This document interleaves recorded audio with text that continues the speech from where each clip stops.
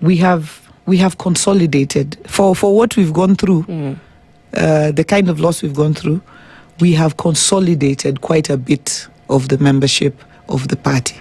A few, and the few is maybe, I would call it less than 10% of the membership. If you look at it from a leadership perspective, or you look at it from our grassroots leaders' perspective, because you have the county chairpersons, we have the branch chairpersons, and majority of them are in agreement that we consolidate the party in the direction that we are going. So a few members may decide that they want to take a different view. It's their right. If they want to hold a rally, it's their right. If they want to go to Gikomba tomorrow to sell Mtumba for the day, it's their right. We have 3,000 delegates attending the NDC. Some may not attend for whatever reason. It's really, truly their right to go in whichever other direction. We may, and at some point, a point comes where we say, look, we've tried this, we've tried to consolidate as much as possible. Maybe we agree to disagree, Yeah. While that is happening, you talk about the people, the issues that people are resonating with. Yeah. And like we said, optics in politics probably pays 50% of the entire process. What we see and what we perceive to be the thing. The rallies, the coming together that, according to you, Court Secretary General Edwin Sifuna is holding around the country is perceived to resonate with Kenyans in large numbers. We can't run away from that reality. There's something he's saying, which interestingly enough is no different from what he was saying 6 months ago, that the people of Kenya are in direct touch with. Not all of them, but the people who we can see the numbers. Does that do something in your mind when you imagine that there are people who are listening to and following this message, who is still a member of ODM, that could very easily tilt in another direction if truly it is the people and their issues that are being followed? What does that do in your mind? The people and their issues, and I've been around here for a while, and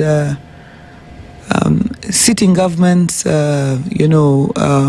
movements that are in government. And many times, people, especially around cities and so on, go more with, because me, I've been an oppositionist. It's a very easy agenda to sell. This is wrong, this is wrong, this is wrong there, that is wrong there.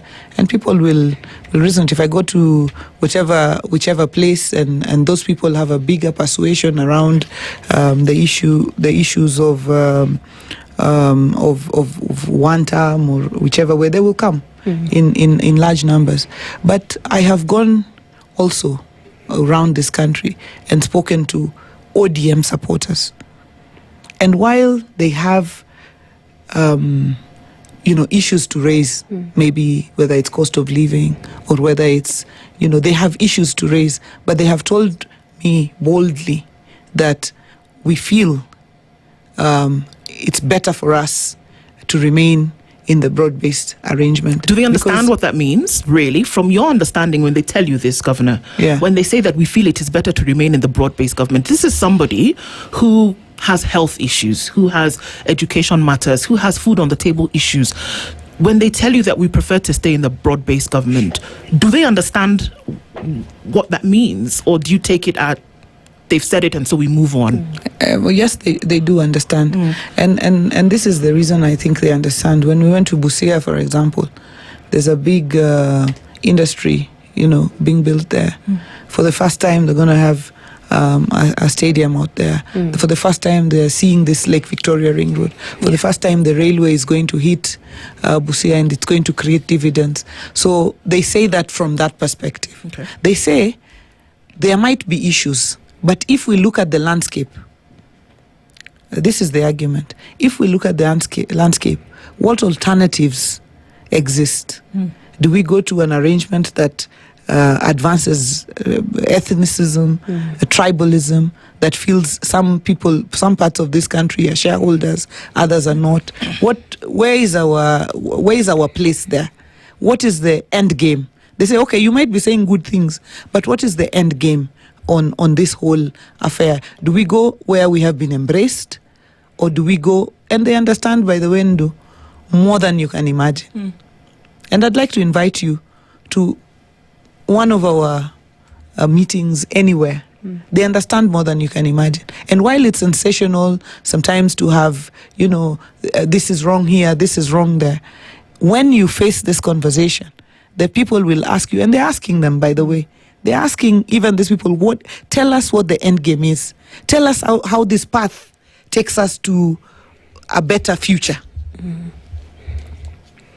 Ndu, I think speaking about the rivalry within the two factions within ODM, Osotsi, that is one of the deputy party leaders, said there was reconciliation efforts by a team led by former Busia Senator Amos Wako that had been ignored. Is there such reconciliation that you're aware of trying to bring the party together? There was a lot of effort to keep people together. We had meetings ourselves, and we said, okay, what are the issues on the table? The party leader, Dr. Buru, called Sifuna, called Osotsi, Amos Wako. Everybody, was trying to see if we can bring these issues together. But there was a fundamental issue, two fundamental issues. One, how does the party progress to face the next election? That was one big question on the table. And there was a fundamental difference of people who felt we cannot have any discussion with William Ruto. He's one term, he's gone, we are not going that direction. There's also a critical mass who said we feel like we need to we need to pursue an agreement for purposes of 2027 and the future. Okay, so that was the fundamental point of departure. But the second was, even though we are still discussing these issues, we must have a situation where the party can communicate its resolutions. We were in a central committee, for example, in Vipingo, where the party leader himself has to read the resolutions of the party because we don't have a secretary general. He's keeping all the meetings. So we can't be in a situation where the party is having conversations, discussions, resolutions, but the person who is supposed to speak them is speaking in the exact opposite direction. What would have been more decent was for the Secretary General to say, look, my position is no longer tenable because the resolutions the party is making are not things that I can communicate. Have you had words with him? And I don't mean in the negative. I don't mean words like, have you had an argument with him? I mean, have you spoken with him? Because prior to all of this fiasco,